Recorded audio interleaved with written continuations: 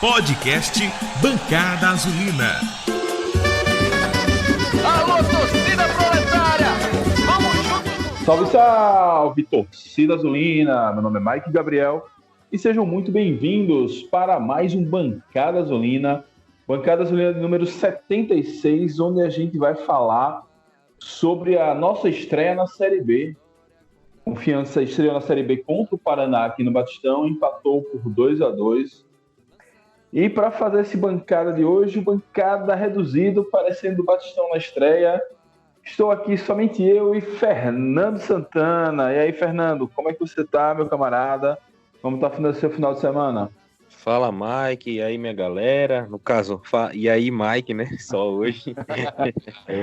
Minha bancada, como é que vocês estão? Todo mundo que tá ouvindo a gente. Graças a Deus estou bem, assim, final de semana, depois de uma vitória com... Na verdade, foi um empate, né? Mas o torcedor do Confiança ficou com esse gostinho de vitória, com esse gol no finalzinho. Então, foi muito bom poder ver o Confiança estrear na Série B. E no final de semana, graças a Deus, assim, trabalhei no sábado, mas hoje deu para descansar bem. Amanhã começa a luta de novo. Pois é, eu inverti. Eu trabalhei hoje e no sábado estava aproveitando a véspera do Dia dos Pais, né? Já que hoje eu não tive Dia dos Pais. Então vamos lá. E o podcast Bancada Azulina você encontra em dragãodearacaju.com.br. Também você vai encontrar no YouTube, Spotify, Apple Podcasts, Google Podcasts e no seu aplicativo de podcasts favorito. É só procurar lá por Bancada Azulina. Você vai ver todos os podcasts passados e vai passar a receber no futuro. Vamos lá, Fernando. Confiança 2, Paraná 2. Como você viu o time? Como é que você achou a escalação do time? Como esse time entrou pro primeiro tempo contra o Paraná? Quando a gente viu essa escalação, assim, foi algo motivador diante do resultado que fizemos no Frei Paulistano, né? Ele repetiu a escalação. Eu percebo que Matheus Costa ele tá tentando encontrar o time, né? O que Roger, treinador do Bahia, na época que treinava no Palmeiras, ele gostava muito de usar o termo casamento de característica, né? Então, o Confiança tá faltando encontrar esse time. Mas aí, na hora, assim, como o Everton deu uma nova dinâmica para o time contra o Frei Paulistano, o Ítalo não vinha bem, Iago também não vinha bem, eles que foram tão importantes nesse jogo. Mas Everton foi uma surpresa para nós, mas que na verdade todo mundo clamava, né, por essa partida de Everton, que infelizmente não jogou bem. Eu vi assim que a gente teve um time que já tem uma estrutura, mas com a escalação eu fiquei empolgado para ver como é que o Confiança vinha. E nos 5 primeiros minutos que a gente demorou um pouquinho, mas depois o time mostrou um pouco dessa qualidade que na escalação a gente esperava. Beleza. No segundo tempo, a gente vai primeiro pro segundo tempo, né? Toma aquele gol, aquele vacilo, aquele falha de Everton, caiu de bunda no chão. E acabou que a bola sobrou pro Paraná. Sobrou não, né? O Paraná construiu a jogada, tocou em Bressan e que ele deu um chute muito feliz. A curva que aquela bola fez foi impressionante. Aí a gente vai pro segundo tempo, perdendo o jogo. E o time volta sem modificações, mas o time que tinha ido bem até no primeiro tempo, né, tinha tido um volume de jogo maior que o Paraná, o Mikael tinha tido algumas chances, voltou com esse mesmo volume de jogo. Só que aí, eu não vou me lembrar agora exatamente o tempo disso, mas deixa eu pegar uma cola aqui. 18 minutos. Então, e ali, depois que o Confiança já estava reestruturado e mandando o jogo aos 18 minutos, Gustavo Mosquito, eu já tinha destacado ele antes, que ele era um jogador que veio da base do Coritiba com alguma característica, tinha pegado a seleção brasileira na base, não tinha dado certo ainda em canto nenhum, mas o jogador não desaprende, né? E aí na primeira, no vacilo que a Confiança deu, 2-0 Paraná, outro gol de fora da área, uma coisa que a gente precisa discutir hoje ainda, porque os 3 últimos gols que o Confiança tomaram foram de chutes de fora da área. Paraná 2-0 e parecia que toda aquela, como é que eu posso dizer, toda aquela zica, né? Toda aquela inveja colorada e às vezes até da imprensa sulista dizendo que a gente vai fazer figuração na Série B, parecia que estava se confirmando, né? Então o time já começa tomando 2-0 em casa, mas aí o time foi lá e não se entregou. Para mim, acho que foi a coisa mais importante desse jogo, a principal lição. Que o time estava com 2-0 atrás, um time tradicional, um time que estava na Série A 2 anos atrás, que o ano passado ficou ali na beirinha para subir, ainda que seja um time, não seja o mesmo time, seja um time bem modificado, mas o time não desistiu e aí diminui com o Danilo Pires, né? Aí a essa altura já tinha entrado o Ítalo entrou muito bem. Mas você Então, falou do Danilo, Mike, rapidinho. Eu queria também destacar a partida de Danilo, né? Ele é uma opção que Matheus está querendo fazer. Ele realmente tem mostrado um equilíbrio um pouco melhor na parte física, né? E foi premiado com esse gol que, rapaz, pra gente é como o Lucas diz, né? O torcedor de Confiança é sofrido mesmo, porque até o primeiro gol do time na Série B é um gol chorado, né? Depois que a bola bate, Danilo bate meio errado, a bola bate no zagueiro, desvia e entra, né? E ainda mais você citou aí dos 2-0, da zica, né? Do povo secando a gente. Pra mim, o maior baque ainda foi tomar o gol no finalzinho, sabe? A mesma sensação que eles tiveram, a gente teve no primeiro tempo. Eu disse, velho, faltava tão pouco pra acabar esse primeiro tempo, pra gente baixar a adrenalina da estreia, né? Porque é estreia para nós, para muitos desses jogadores também era estreia numa Série B, apesar de não ter torcida. Era a hora da gente ter levado esse jogo 0-0 e tomar um gol, foi realmente um balde de água fria. Danilo Pires mostrou uma nova dinâmica nesse meio de campo, com um pouco mais de qualidade na saída de bola, que, assim, Jefferson tem mais pegada do que isso, mas mesmo assim consegue fazer também. Danilo é uma outra opção e conseguiu fazer esse gol, foi premiado, né? Exatamente. Danilo, eu sempre defendi Danilo muito perto da área, mas talvez ele não tivesse ali a velocidade para encarar o zagueiro, para ganhar na velocidade, ou enfim. E como ele tem um passe muito bom, ele chuta bem, então tanto na saída de bola como nesse elemento de surpresa, de chegar de surpresa ali, foi bem. Ainda que ele tenha chutado fraco, o goleiro estava na bola, mas, para nossa sorte, a bola desviou e entrou, né?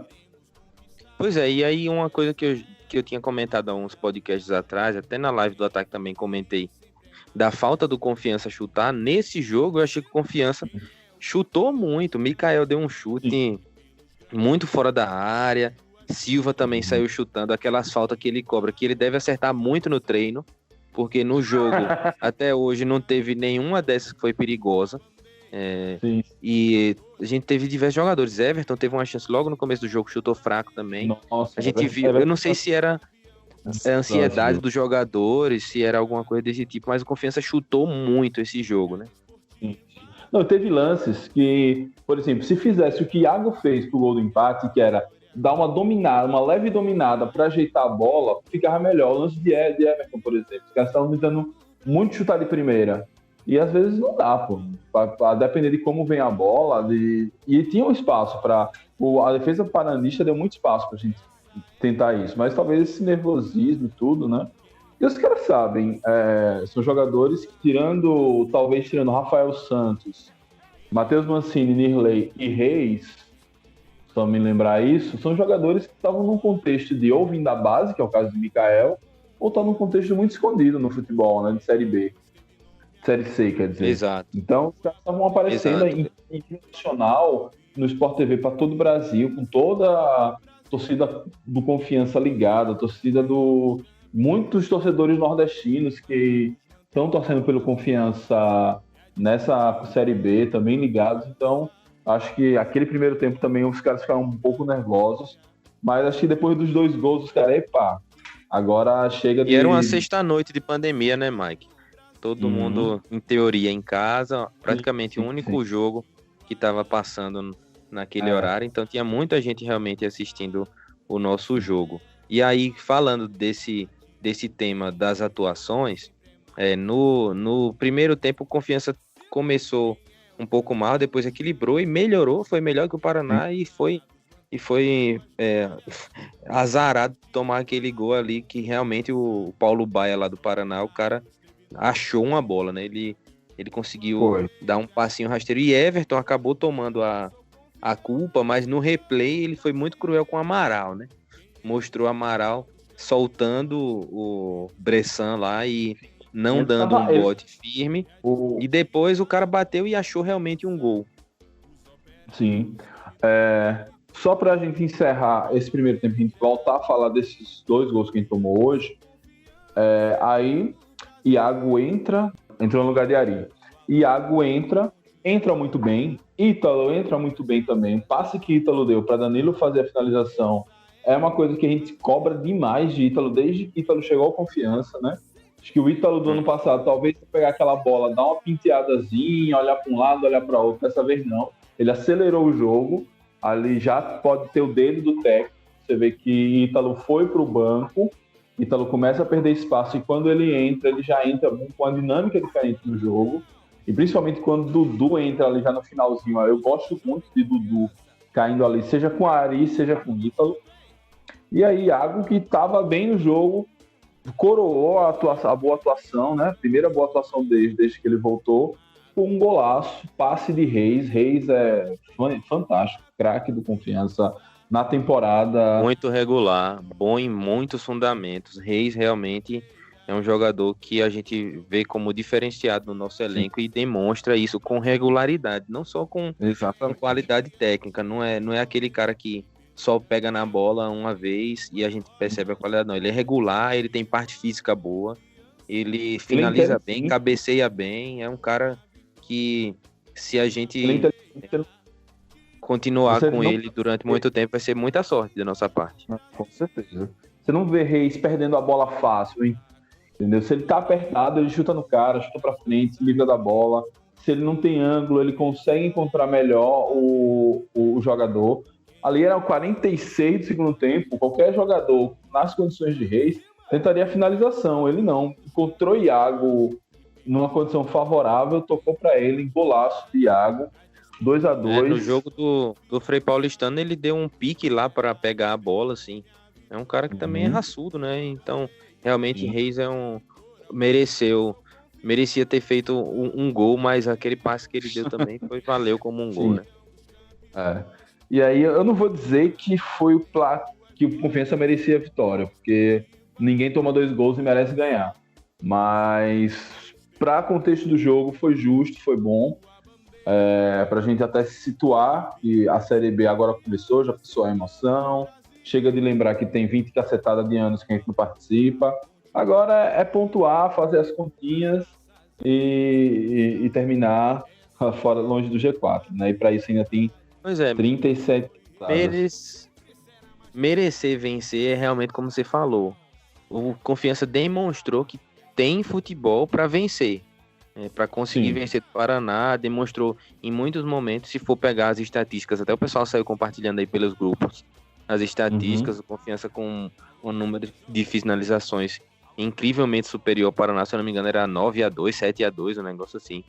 E a gente viu assim que o Confiança tinha futebol para ganhar.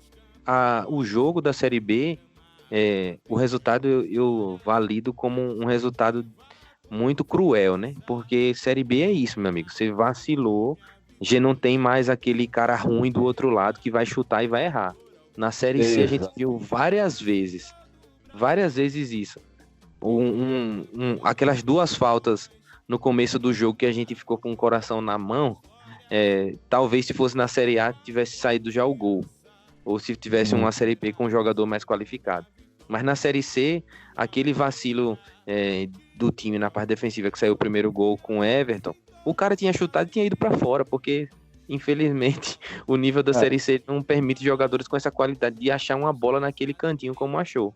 Exatamente.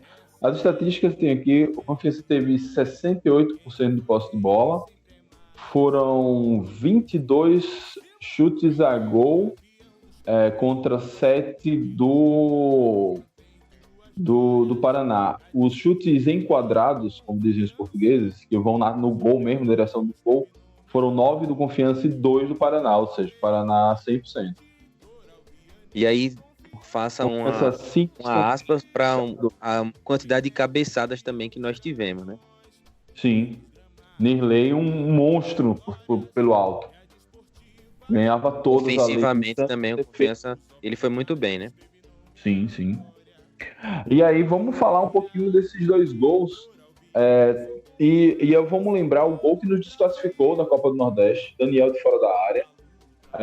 Aí a gente não toma gol do Frei no jogo 1, não toma gol do Frei no jogo 2, e aí tomamos 2 gols do Paraná, ambos de fora da área, Bressan e Gustavo Mosquito. Está tendo um buraco ali naquela frente de área, enfim, alguma coisa Matheus tem que estancar. Eu não vejo como coincidência 3 gols em sequência de fora da área, sendo que a nossa defesa está muito bem postada, principalmente com a dupla Mancini e Nirley. O que a gente faz? Mas que eu também não vejo como coincidência, não. Também não vejo como coincidência, principalmente porque a zaga hoje está muito bem alinhada ali, né? Os caras estão fechados, como você sempre costuma dizer, os portões de Wakanda estão fechados para entrada de estrangeiros, e a única maneira praticamente hoje de fazer no gol no Confiança ou vai ser com a falha do zagueiro, se Simon tiver, como foi no clássico, coitado de Simon, que foi tão importante, e agora eu tô tirando onda com ele. Simon, meu filho, eu torço pela sua melhor. Eu tenho uma teoria sobre isso. Mas tá se tornando praticamente a única maneira de fazer gol no Confiança. As marcações ali dentro da área estão bem ajustadas, os 9 dos outros times não conseguem jogar. A gente já viu isso contra o Sport, contra o Santa, já viu também contra o Bahia, e agora contra o Paraná, o 9 dos caras não consegue jogar. Então, chutando de fora da área, o primeiro gol saiu de uma falha defensiva, mas o segundo, o cara tava marcado, o cara tava com a marcação de Marcelinho, se eu não me engano. E bateu bem, né? Bateu bem. Bateu bem. E o menino tava um pouquinho adiantado. Rafael. Pois é um adiantado que a gente não consegue quantificar direito, né? Porque às vezes, se o cara vai muito mais pro lado, o cara bate do outro, né? Então, aquele ângulo que ele encontrou é praticamente o mesmo que Jefferson encontrou contra o Botafogo, né? Na Copa do Nordeste. É uma bola muito difícil de se encontrar, e ainda mais difícil ainda do goleiro pegar.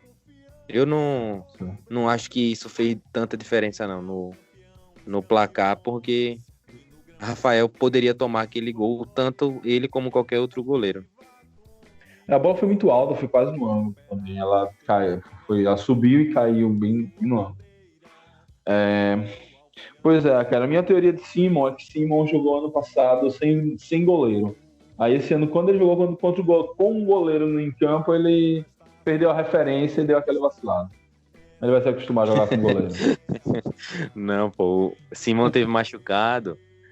Até no começo do ano ele não jogou titular. Eu sondei algumas informações, era uma lesão que ele teve no pubis, e aí agora sim ele retornou. Não sei se ele tá 100%. A gente lembra de Kaká, quando teve a lesão no pubis, sofreu muito, caiu muito desempenho. Não sei como é que tá essa recuperação, mas pode ser que a parte física, a parte técnica, a dupla de zaga tem que estar muito entrosada, né, para poder um conversar com o outro. Então aquele clássico ali, Simon e Luan, pode ser que eles não conversaram bem, mas Simon falhou, né?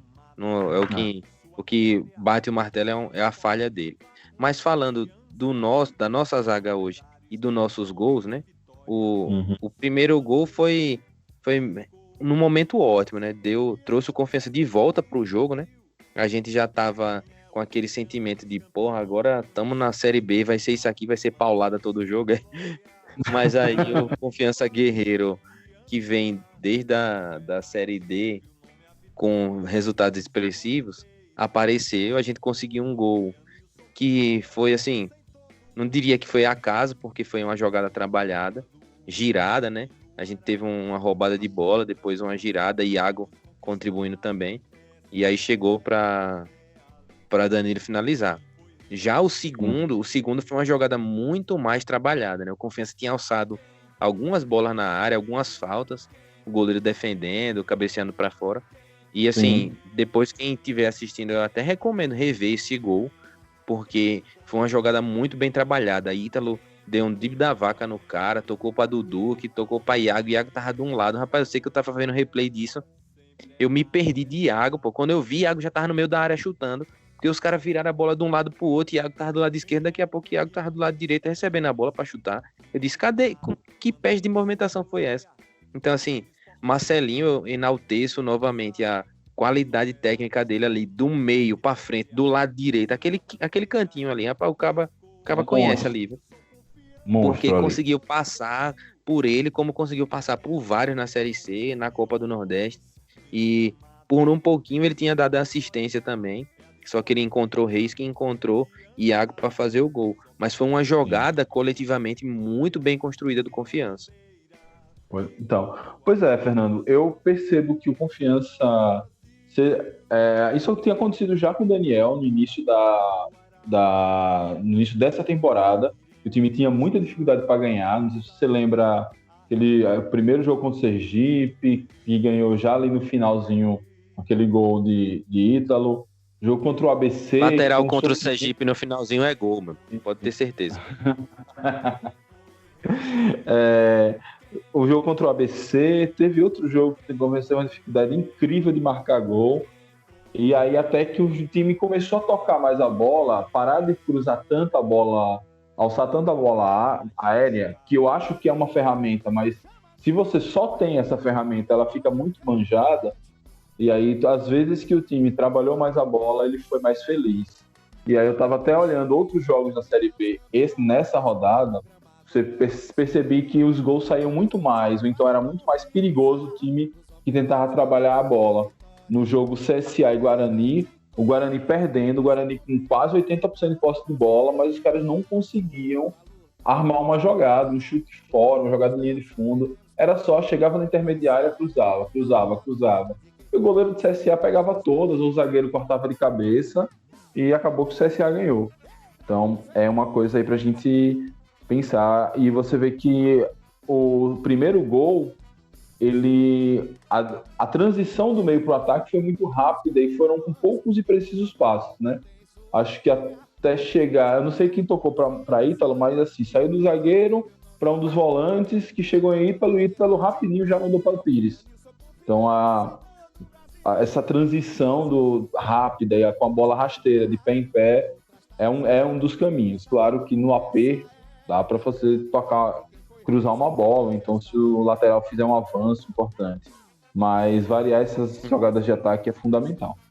Não, sem dúvida. E aí entra o dedo de Matheus Costa, né, que tinha mostrado uma personalidade retranqueira, mas que ele, assim como um fragmentado, está se fazendo com a outra personalidade desde o Frei Paulistano, né? A gente viu uma Confiança totalmente diferente contra o Frei Paulistano. E aí abro aspas para o Frei Paulistano, que perdeu para o Itabaiana no campeonato estadual por 2-0, né? Resultado que ninguém esperava. Todo mundo imaginava que o Frei Paulistano fosse ganhar, mas parece que foi com o time reserva. Eu não cheguei a conferir isso. Eu vi uns lances desse jogo. Entrou com o time reserva não, mas um time bem misto. Por exemplo, o Luan só entrou na metade do segundo tempo, quando a vaca já estava indo pro brejo, para tentar salvar ali. Mas eles estavam com um time bem mexido. E aí, assim, as substituições de Matheus Costa foram... Eu não vou falar em ordem aqui não, porque senão vai demorar demais. Mas saiu Everton para a entrada de Jefferson. Sim. Saiu Ítalo... saiu Amaral para a entrada de Ítalo. Que aí, no caso, ficou Ítalo no lugar de Everton e Jefferson no lugar de Amaral. E também entrou Iago. Iago entrou no lugar de Ari. Aí depois, assim, teve mais substituições. Vila acabou entrando já no finalzinho. Entrou no lugar de Pires. E Dudu entrou no lugar de Silva, né? Dudu realmente, assim, como você já comentou, sem dúvida, eu acredito que Dudu é o nosso titular da posição, né? Mostra muita segurança, habilidade, qualidade técnica para dominar a nossa lateral esquerda. As substituições de Matheus Costa tiveram efeitos claros no time. Everton não fez uma boa partida, não foi a falha, não foi nada disso, ele realmente não fez uma boa partida. Ítalo e Iago, graças ao banco, ao descanso, não sei o que aconteceu, a motivação da Série B, ao resultado. O Confiança não vinha de um placar adverso, né? Assim, de 2-0 há muito tempo, eu não me recordo da última vez que o Confiança tomou um 2-0, talvez seja o do Ferroviário, né? Até. E aí a gente foi buscar, então talvez isso motivou os caras, provavelmente. Aí eu já fez as substituições e tivemos resultado, né? Sim. Então, vamos falar de Ítalo, né? Porque eu já vinha advogando essa possibilidade de Ítalo entrar no segundo tempo, voltar a ser aquele Ítalo das origens. Por quê? Ítalo, ele é muito habilidoso, ele é aquele jogador, estilo jogador de futsal, dá o drible curto, acha espaço onde não tem, mas Ítalo é muito magrinho e Ítalo não é veloz. Então, se eu botar Ítalo para jogar o jogo todo, pegar, por exemplo, o zagueiro, lateral, os volantes descansados, eles vão conseguir se impor fisicamente sobre Ítalo. Ítalo entrando no segundo tempo, com o jogo já descansado, com o técnico mapeando o que precisa ser feito, e ele compensando essa questão física com o desgaste do adversário, eu creio que ele tende a render mais. Eu já defendia isso desde a Copa do Brasil, da Copa do Nordeste. Mas ontem o quê? Sexta-feira, após o jogo, quando eu fiz a live lá no meu canal do YouTube, eu vi muita gente pedindo, que técnico burro, devia ter botado Ítalo de titular. Eu acho que não, acho que a estratégia foi correta. Mas e você? Acha que Ítalo, por conta dessa boa apresentação, já merece uma vaga de titular contra o Botafogo terça-feira? Eu acho que Ítalo, na verdade, é um jogador para primeiro tempo também, não só para o segundo. Acaba que as qualidades técnicas dele, principalmente agora, né? Pandemia, jogadores mais cansados, 5 substituições aparecem. Mas eu acredito que ele tem potencial sim para jogar no primeiro tempo, assim, resolver aquela tática de Daniel de fazer logo um gol no começo para dar tranquilidade. Pode ser fundamental ter um jogador como ele. Agora, Ítalo precisa entrar em forma técnica, né? Forma física, eu acho que não é o problema dele. Entrar em forma técnica, acumular boas atuações para ganhar realmente de volta a confiança e ter essa possibilidade de ser um jogador como ele foi já, né? Que faz a diferença dentro de campo. Eu acredito que para esse jogo contra o Botafogo, pela atuação e como o Matheus Costa já está fazendo, ele já deve trazer Ítalo de volta. Mas também não me estranharia se ele permanecesse com Everton e fizesse também a mesma dobradinha que ele está fazendo e fique alternando isso, né? Numa partida começa um, na outra partida começa a outra. Como nesse jogo contra o Botafogo, nós, em teoria, estaremos fora de casa, né? Porque o efeito torcida já não tem. Mas a tendência é que o Botafogo venha nos pressionar um pouco mais, então eu acredito que Everton talvez seja mais importante, por conta de composição defensiva, ajudar ali Silva ou Dudu, quem for jogar. Eu acho que para esse jogo, inicialmente, eu começaria com Everton por causa dessa característica. Depois entraria com Ítalo. Eu assisti o jogo do Botafogo do Cruzeiro, eles correram muito atrás da bola, fizeram um jogo digno contra o Cruzeiro, quase empatam. Eles tomaram o primeiro, empataram, depois o Cruzeiro desempatou. Mas é aquela coisa que geralmente os boleiros e os comentaristas falam. Eu nunca joguei bola, então não posso afirmar com 100% de certeza, mas que quem corre atrás da bola, quem joga mais na marcação sem a bola, cansa mais. E foi muito o caso do Botafogo contra o Cruzeiro. O Cruzeiro dominou, tocava de um lado, tocava pro outro. O Botafogo foi muito mais na marcação e diferente do Confiança. O Confiança jogou muito mais com a bola nos pés que o Paraná. Além de tudo, o Confiança jogou um dia antes. Então, talvez a gente possa ter aí algumas vantagens nesse aspecto físico.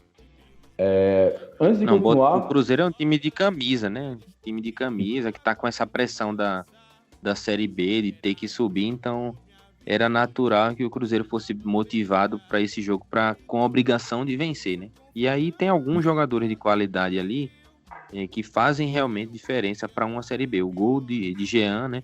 Foi um gol de um cara que conhece na batida da bola, né?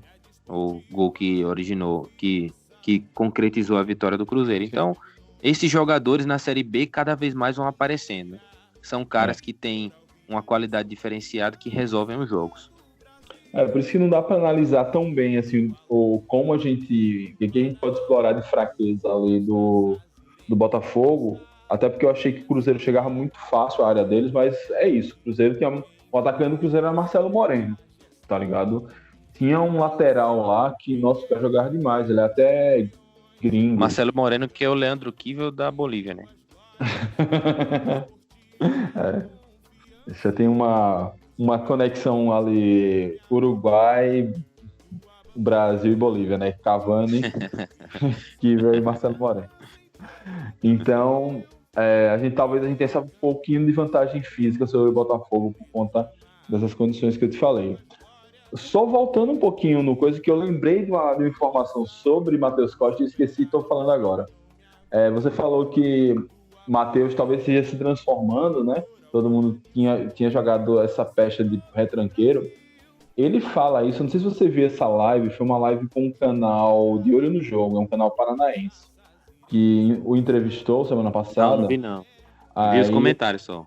Ele falou assim, nessa live, procurem de Olho no Jogo, vocês vão achar fácil. Ele fala como é... me chamam muito de retranqueiro, mas na última Série B, com um time inferior, muito inferior à maioria, eu fui o quinto colocado em finalizações. Então, o Paraná do ano passado, que chegou na quinta colocação, foi o quinto time que mais finalizou na Série B. Ou seja, não dá pra... Não é porque Matheus tem essa veia defensiva muito acentuada que ele não é um cara que não sabe armar bons ataques. Ele parece que ele está encontrando, inclusive, esses bons ataques para marcar. E aí eu vou trazer uma questão para a gente conversar aqui. Quais seriam as mudanças que a gente faria para o próximo jogo? Eu percebo que Matheus não gosta muito de mudar o time titular. Ele só faz a mudança quando alguma coisa muito grave acontece. Então, ele foi com praticamente o mesmo time titular na reta final da Copa do Nordeste. Aí tentou botar esse time mais para frente, ali no jogo 1 contra o Frei. Aí aquele jogo foi uma desgraça. O time jogou muito mal, foi a pior apresentação de confiança do ano. E aí ele já muda o time pro segundo jogo contra o Frei. Não, a pior foi o CRB, velho. CRB. Um abraço, Silvia. Inclusive, parabéns, seu aniversário. Parabéns, Silvinha. Feliz aniversário. E aí ele muda contra o Frei, goleia o Frei, e aí vem com praticamente... Se não foi igual, mas não foi igual porque Dudu não tava. Mas com o mesmo estilo de jogo para a estreia do Campeonato Brasileiro. Então, você acha que ele vai mudar e mesmo que você não ache que ele mude, que mudanças talvez seriam feitas nesse jogo? Então, eu acho que ele não vai mudar, apesar de que ele ainda está tentando encontrar, né? Hoje a gente recebeu a notícia, até uma ação do pessoal lá do marketing, né? Com o Lucas Matheus aqui também, um abraço, Lucas, o nosso membro da bancada aqui, que divulgou a contratação de Bruno Paraíba, não é isso, Mike? Eu acho que é esse o nome dele mesmo. Exatamente. Atacante que estava no Oeste, chega pro Confiança, um camisa 9, né? Para disputar a posição ali com o Mikael e Renan Gorni, visto que Kivel voltou ao DM.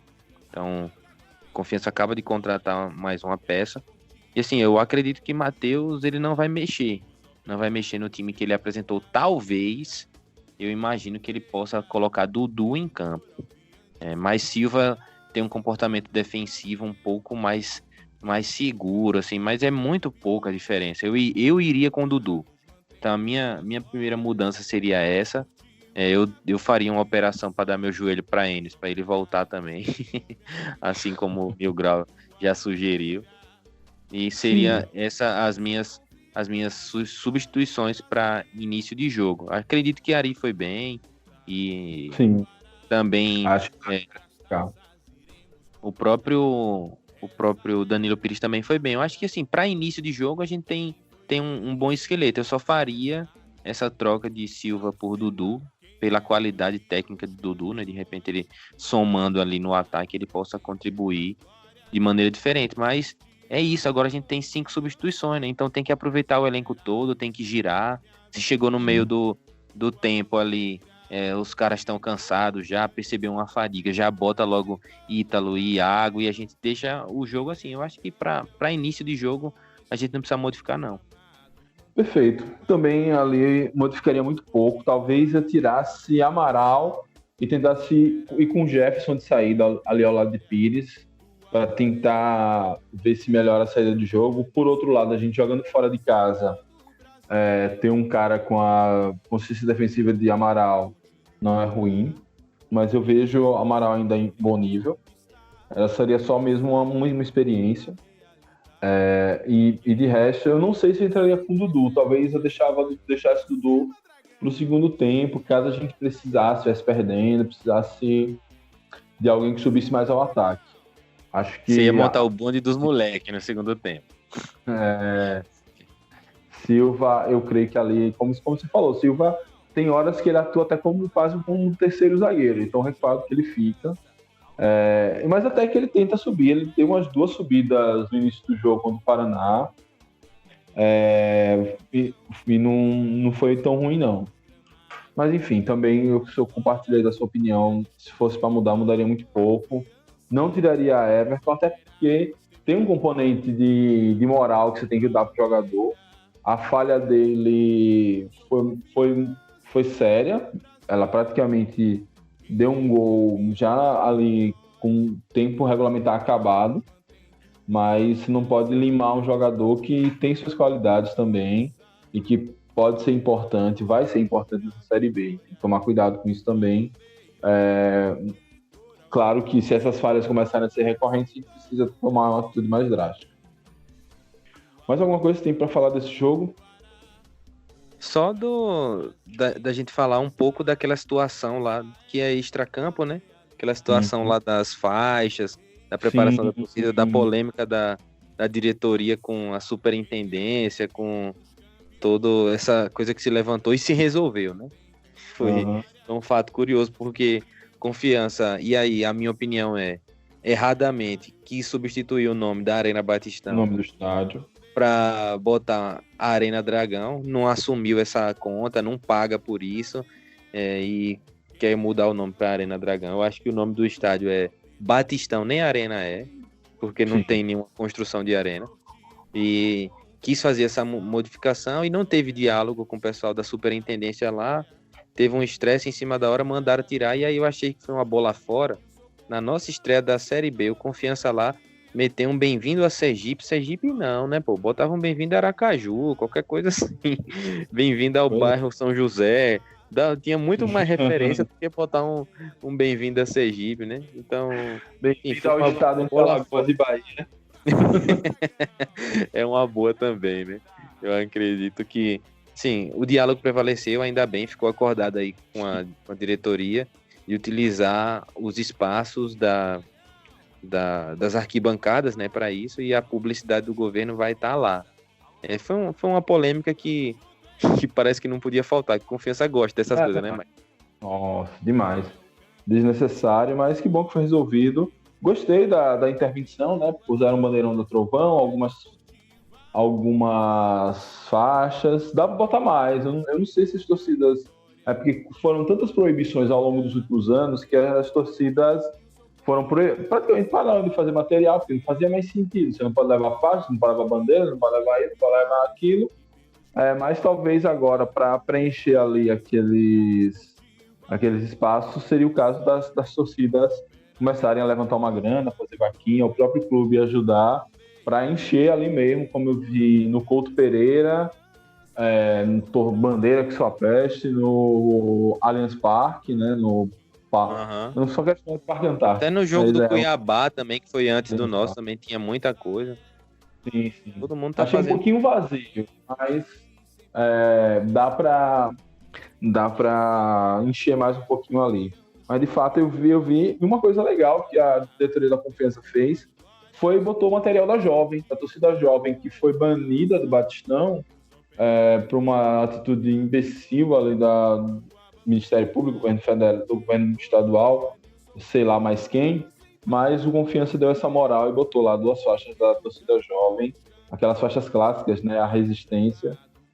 Será que foi por isso que Iago jogou, rapaz? Porque se ele tava banido antes, Iago da jovem, né? Tava banido. E autorizaram a volta dele. Agora, Mike, a minha ideia seria já que não pode aglomeração, acho que podia colocar um torcedor do Confiança. Aí pegava esse cara, botava ele com a bateria, assim, com todos os instrumentos, e ele ficava lá sozinho, tocando e cantando, porque eu acho que ia ser um negócio interessante. Tem um cara só, não, pô, não pode ir público, mas tem uma pessoa só. Não tá aglomerando com ninguém.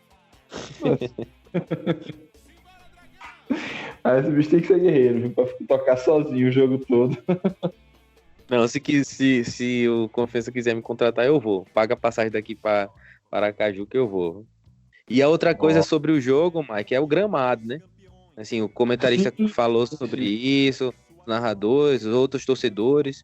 Eu aqui, como assisti pelo Premiere, tive essa noção um pouco maior que as transmissões da TV Dragão, da TV Atalaia não mostram com tanta definição essa feiura que tá o gramado, e no Premiere mostrou bem, assim.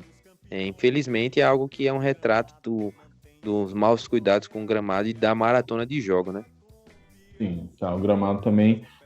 São duas coisas. Teve uma praga lá, o tal do cachorrinho, que detonou o gramado, uma espécie de gafanhoto, sei lá. E esse gramado que já vinha sendo mal cuidado, a gente tá em época chuvosa, muito jogo no Batistão, então tá complicado. Porque antes o gramado sempre teve essa aparência meio queimada mesmo, mas agora ele tá pior, tá meio fofo, a bola não tá correndo bem como era. E foi coisa de pouco tempo. Eu lembro que nos últimos jogos no Batistão que eu fui contra o Fortaleza, o gramado tava perfeito. Então, em 4 meses de pandemia, a coisa degringolou de um jeito. Não, aquele jogo contra o CRB foi depois disso.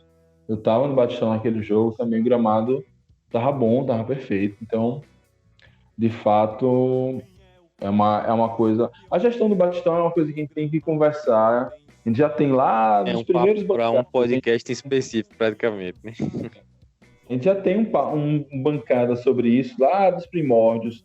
Quando o governo estadual decidiu não, né? Avisou que talvez privatizasse, mas nunca levou isso a cabo. Mas enfim, a gestão do Batistão ela precisa ser debatida.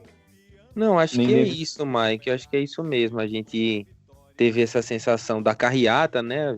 Falar disso. Falar também da live pré-jogo, né? Que o Confiança fez. Inclusive nós do Bancada fomos patrocinadores da live, né? Você que está escutando a gente, que veio através da live, mande um salve aí para nós. Teve a live pré-jogo, teve a carreata, né? E teve o Globo Esporte, né? Caramba, não podia esquecer de falar disso, que é pré-jogo, né? Teve o Globo Esporte com aquele hino em orquestra, depois a participação da torcida também, um Globo Esporte do Confiança praticamente, aquele ali, né? Momentos inesquecíveis para nossa história. Verdade. Então teve tudo isso aí nesse clima que foi criado, né? E que assim, a gente achou que isso não ia contagiar a cidade pela falta do público. Claro que a falta do público é muito relevante, mas eu senti o clima na cidade, assim, mesmo que na sexta-feira, ao longo do dia, eu tive muito trabalho para fazer, aula online de Rosa e tal, mas eu não pude assistir tudo, ficar ligado em tudo, até porque eu estava muito nervoso, eu dei uma desconectada, senão eu ia morrer do coração, mas eu senti o clima na cidade, não só nos grupos de WhatsApp, que não só aqueles que tratavam de Confiança, mas que tratavam de outros assuntos, todo mundo falando, aí você sai para comprar fruta na feira, tá todo mundo com a camisa do Confiança, enfim, o clima foi muito legal. Então, mesmo sem o público, aquilo contagiou a cidade. Foi um evento, essa volta do Confiança para a Série B, porque é isso, não foi uma volta assim meteórica. Chegou um milionário russo, botou dinheiro e o time saiu subindo. Foi uma volta muito sofrida e degrau a degrau, começando lá em 2014, já são 6 anos disso aí. Então é muito... criada com base, né? Criada com base. Sim. Com uma questão administrativa. Hoje você não vê assim, não. O Confiança é uma bomba relógio, tá com as dívidas aumentando. Não, Confiança bem estruturada, e isso reflete e as pessoas começam mesmo aquelas que não são tão ligadas ao futebol, começam a respeitar essa história. E foi muito importante. E o Globo Esporte, eu vou até ver se tem no Globoplay, se tem no site lá da TV Sergipe, para dar uma olhada nessas matérias, mas todo mundo elogiou muito, eu confesso que eu não vi. Tem no Globoplay, sim. O site do Globo Esporte SE não tem mais o link para o vídeo, né? Você tem que ir pelo Globoplay. Então, indo por lá, acha o Globo Esporte da sexta-feira. Agora vamos falar, antes de fechar esse podcast, vamos falar da rodada da Série B aqui do Nordeste, né?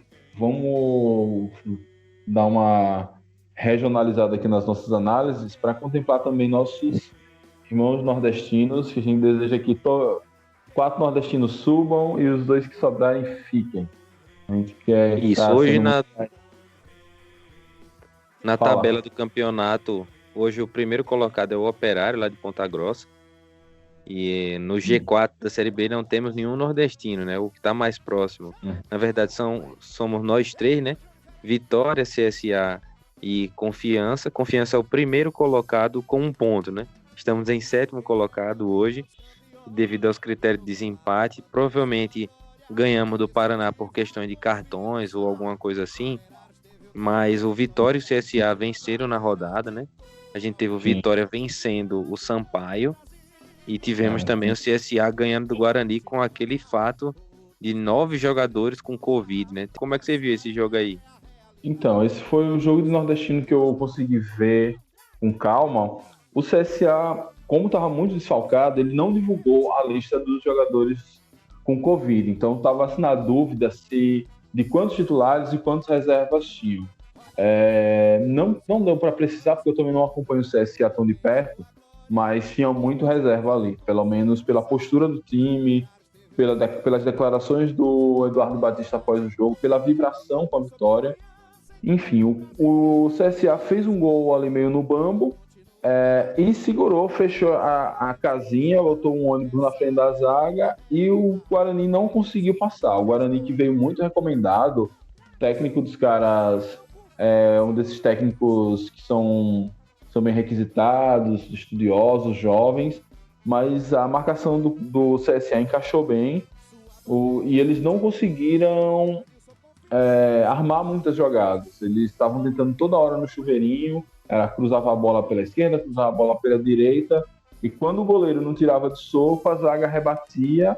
Eles tiveram uma única chance com Elias Carioca, salvo engano, que foi um cara que jogou no Santa Cruz há uma temporada ou 2 atrás, mas ele acertou a cabeçada passou pelo goleiro, mas raspou a trave e saiu. Então, sorte aí do CSA, que conseguiu, mesmo nesse contexto adverso, sair com a vitória por 1-0 sobre o Guarani. E o CSA, que tem ali... Eles não sabem exatamente o que é que eles almejam, porque eu vejo muito torcedor do CSA dizendo que eles vão lutar para subir, já vi gente dizer que vai ficar no meio de tabela, já vi gente dizer que vai lutar para não cair. Acho que pelo time que o CSA tem, é um time que luta para subir. Então vamos se assim que essa galera se recuperar da Covid, esse time vem forte aí para a disputa. Além disso, tem um técnico rodado, um técnico com rodagem de Série A, que já treinou Sport, já treinou Fluminense, já treinou Palmeiras, já treinou Ponte Preta.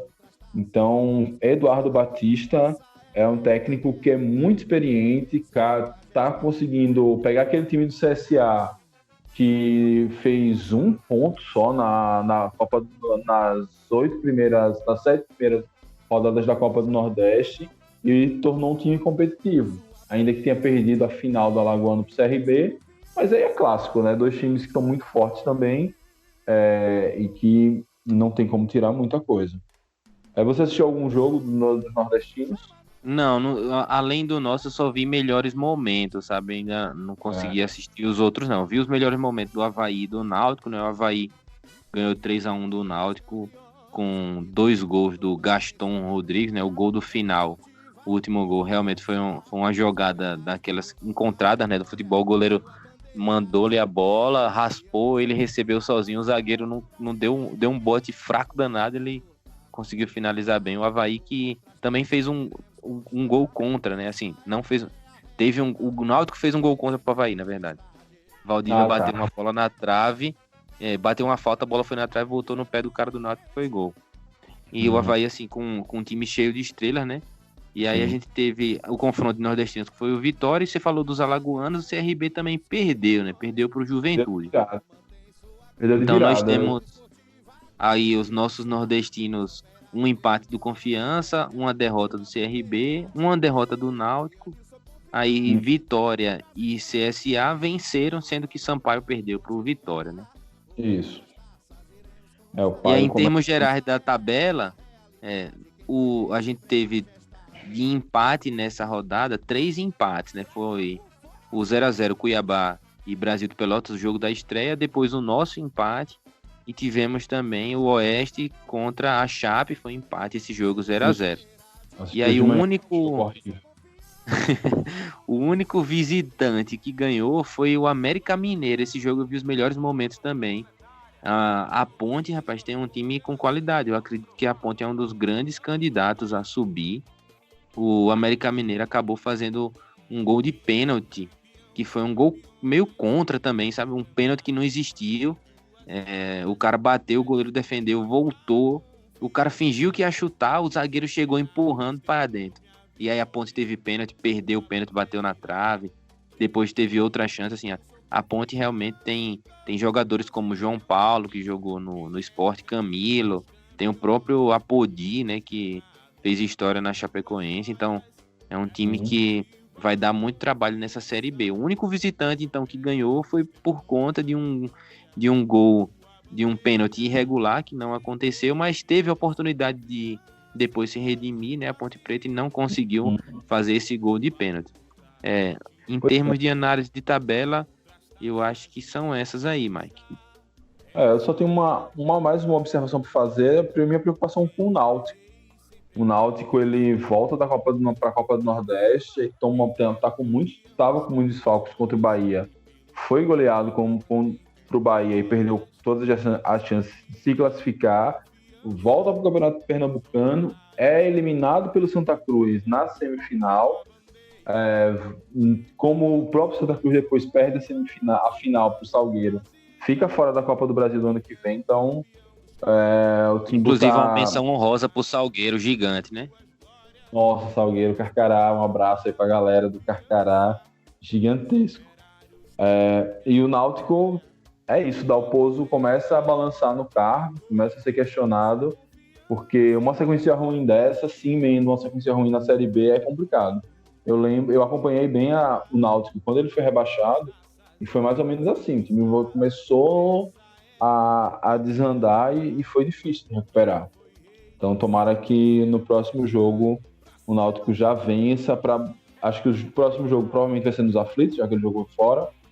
Ele já comece a se reorganizar para não brigar aí pelo rebaixamento. Enfim, isso. Ficar ali do meio para frente. Inclusive, os caras... O Náutico, inclusive, tem camisa para subir.